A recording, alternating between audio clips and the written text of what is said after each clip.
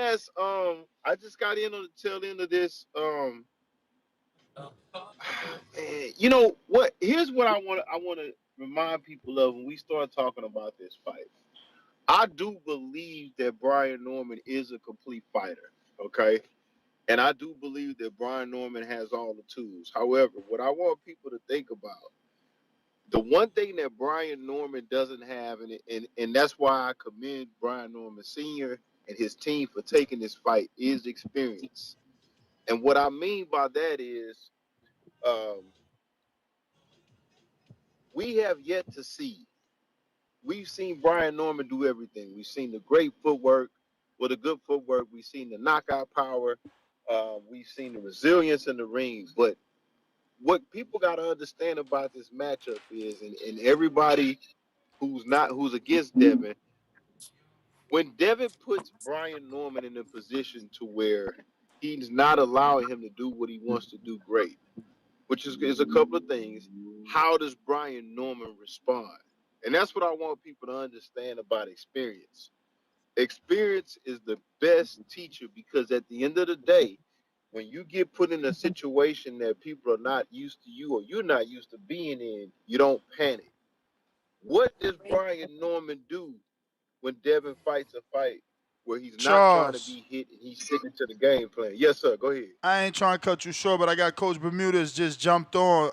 Stick Yeah, around go and I'll ahead. Yeah, bring you yeah, yeah. back. Yeah, no problem. Coach, what up? What's Congrat, good, man?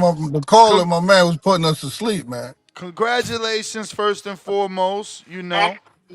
Uh, your man did get the win. He, Who we talking about? Mondo? We talking about Rohan? Listen, the win is a win. We move on to the next, man. What we talking about the future, man? We dust that off, man. We don't oh, we we ain't don't gonna just talk about that shutout performance. I mean, I do think Rohan no, won. that's nothing. That's nothing. We move on to the next. We talking about Brian Norman about to get smacked around by the best jab in the business. Was The the best record scratch fest? the Hold on, best hold on. jab. Wait, so you think Brian Norman getting smacked around? Yeah, you're gonna get smacked around for 12 rounds. It's a lock. Everybody who's listening to me, put your money on Haney by decision. Because Haney ain't But gonna hurt. Haney you ain't Oh gonna hurt God. nothing. But but he you think a jab could keep Norman off, like off of Haney? a jab catch Sonny Liston off. Mm. Why wouldn't it? And it's not just an ordinary jab. He got the best jab in boxing. But you ain't see that jab in the last fight, Coach. It seems like according to the streets, he got PTSD and he didn't throw the jab, so he won't get countered with the left hook. Hey yo, listen. The way Devin Haney hands was coming off, his offense, how fast and how sharp he was. Yeah, he was jittery, but I'd rather have him jittery and scared versus than trying to put his balls on the table and go toe to toe with someone. Be jittery and scared in the first quarter of the fight, and then settle your ass down and win the fight comfortable the way he did. What's your thoughts on Carl Moretti putting running emojis and saying that Devin's gonna get knocked out Hey, and yo, suspended, and my that Top God, Rank will put on his next fight? my God, what get you? Hold up, police is messing with.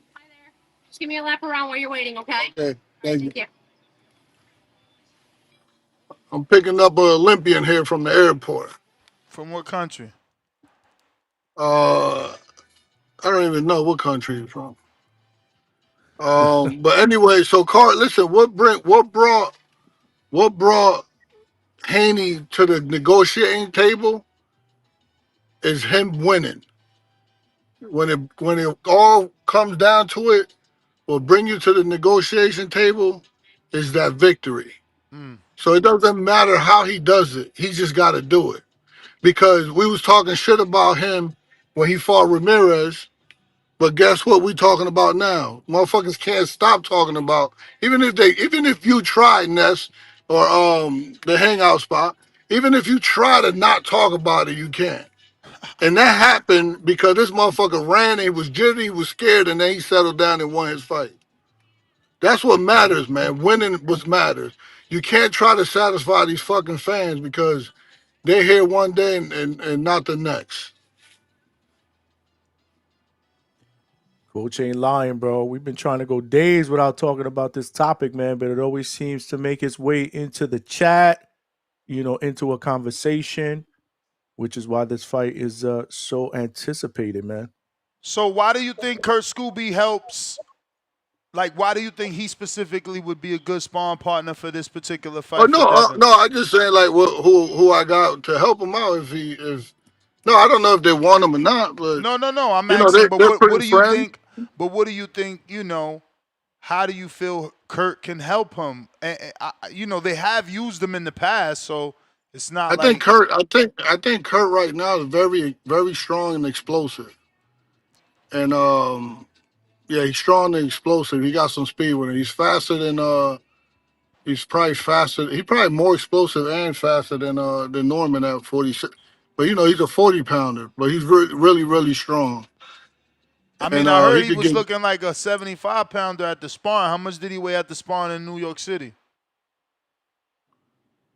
I don't know. I don't know. Yeah, no, I don't know. Oh, No, you but he don't don't get. know. He ain't no. He don't know. He ain't no 75 pounder. He's never been 75. I mean, Uh, yeah, but none of my fighters walk around that way bugging. This is professional boxing. There's loopholes. Once you put a law down, and I study the law, I'm gonna find my way around it. mm. You telling me I got 24 hours to weigh in, and 24 to fucking sometimes 30 something hours to weigh in, I'm gonna find my loophole. So what did Moretti tell you after the fight? Nothing at all. I'm trying to get my boy Thomas Blumenfeld in the mix. Damn, so Moretti ain't come over like, oh, great performance, man. He's Oh, he gonna be a always no, yeah, star. yeah. They always do, fucking talk their Spanish shit, and he try to talk Spanish with Polanco. Polanco always telling them, listen, is Polanco learned the phrase. His phrase is Rohan Polanco against everybody. So Mm. that's what, Hmm. and he said, I am the best. That's his English. So So him and Moretti always go back and forth on that. Rohan taking a vacation or what? Hell no. They're in the gym right now. What? He lives in the gym, and if you're in the gym, there's a rule. You gotta be downstairs at least training once. That's Bro, what's these up. dudes were driving back to Massachusetts after the fight, bro. Like at 1, 2 o'clock in the morning. Nah, I They hear were all that, driving man. back. They were Better all to in the sleep car. in He your called me. They were bed. all in the car. Especially the way he look. The way he look. He need to be in the gym. He can't. Oh, you ain't like the way he look? No, You I getting don't like the way he critical? look. Yeah, I know. I ain't Ain't like that. nobody. I ain't like Ain't that he was. nobody. Why he was overusing the left hook, man? I didn't watch the fight with Volume. Why didn't you tell him, bro? You using the left hook too much. He see that shit. You gotta set it up. Yeah, tell me about it. I mean, there's different reasons why he uses the left hook, but it's not just to throw the left hook to for a point or for a. I know there's a if I say the threat, give him the threat of the left hook, the threat of it. It's for him to throw it or act like he's gonna throw it or miss it on purpose to set other shots up. But what's name was crafty as fuck, so he was I able to told y'all smother the next motherfuckers shot. that shit. Told you that Man, shit. Listen, you gotta set that left hook up, coach. He needed to do at least like a 2-3 or something. Like he just kept leading with it, nah, he leading with needed it. he needed he needed more of the left hook. Whereas for you guys to understand it, it's like it's between a hook and a jab. That's what he needed. He didn't need the hook per se because homeboy studied that hook. He was ready for it, and it's good. It's a good learning experience for him. But what he needed was more of a 1-2-1, more of a like what would you understand is like a right hook to the body, then the one. Hell He yeah. was successful. He was successful when he was doing stuff like that, and that was kind of the game plan in there. I mean, the game, it could have been a lot more easier It could have been a lot more Yeah, easier, because he but it would have abandoned been the a lot more jab. He boring. abandoned the jab. What was you saying in the corner? Because again, I didn't watch it with volume. Did you tell him at all, like, you doing the left hook too much? Yeah, I think you probably seen when I was you probably didn't hear it, but you see me motioning. I was saying what I just said now. Like try to act like you're gonna throw the left hook, but throw the jab. So throw it straight instead of like hitting him on the side of the face. And I was telling him like when he ties you up, make sure your back is towards the middle of the ring when the referee breaks you, so you don't have to start all over again and have to chase his ass down. Why he got away from that jab? He was jabbing to the body. He was jabbing in the first couple rounds. Why he got away from that? Sometimes you think it's enough. Sometimes the plan was to go to his body, and then later on try to go to the head, but it wasn't. The body shots wasn't enough. He just needed more.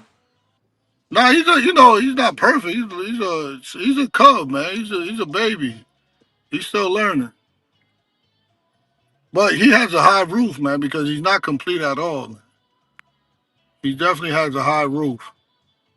So based And I'm off okay. that I'm only clear. performance, I just think that the tempo of the jab like would have controlled the fight better, and he would have he would have definitely he would have just controlled the tempo of it. I don't think he would have stopped.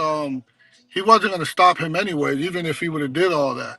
The the guy was a veteran at making it at doing just enough to make it look like he wasn't in survival mode. so did you ask for that Giovanni fight or what? Um, You talking Giovanni about who? Oh, Santiago? Talking about Santelia? Santiago? Yeah, Santiago. That'd be an yeah. awesome fight. I think he's just like missing in action. I'm here, but yeah, like fights like that is he like we don't watch y'all Brad Goodman interview with Broadway Joel. Like Brad says it talks a lot about Rohan and it's like and he got three fighters in mind that never turned down fights, and that's Rohan Polanco, Keyshawn Davis, and Shakur when they had him. He said those are the easiest guys to make fights for, but difficult because people don't want to fight them. You losing? Your Yeah, phone you is breaking up. dying. Nah, nah. It might Sound be like where Uh, he's at, man. sound You like we breaking up, losing you. coach. Yeah, you breaking up.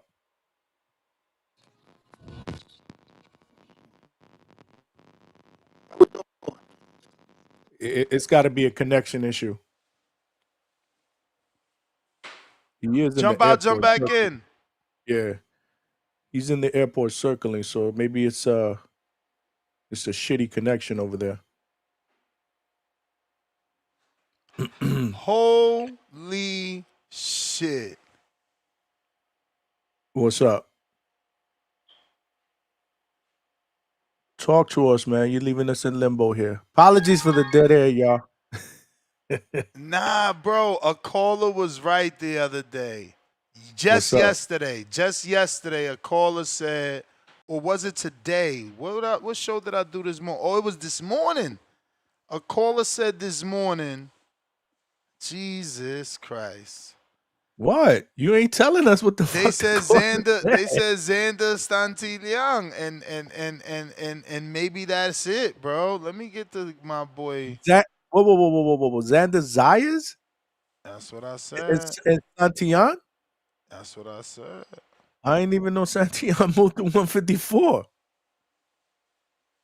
We just the same question you asked Coach. I asked him the other night. Like I was like, man, another common opponent with Norman is Santillan. Would you like that fight? Yeah, nah, that's off the table. It looks like Stantiliang can't make weight. Was that bad?